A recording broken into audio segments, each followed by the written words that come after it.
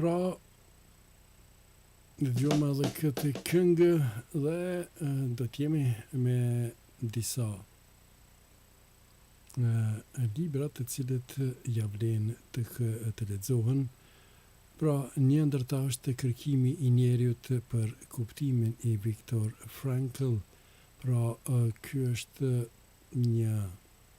libër është një reflektim thellësisht filozofik dhe psikologjik nga një i mbijetuar i kampit të përqendrimit nacist Viktor Frankl, i cili ishte psikiatër dhe themelues i logoterapisë.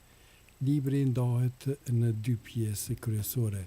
Pjesa e parë përshkruan përvojën personale të Frankl në kampet naziste, duke zbuluar brutalitetin dhe çnjerëzimin, por edhe forcën e brendshme që njerëzit mund të gjejnë kur kanë një qëllim për të jetuar.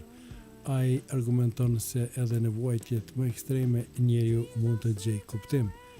Pjesa e dytë e librit përshkruan bazat e logoterapisë, një formë terapie që ndihmon njerëzit të gjejnë kuptimin në jetën e tyre dhe përmes dhimbjes, sakrificës apo vdekjes.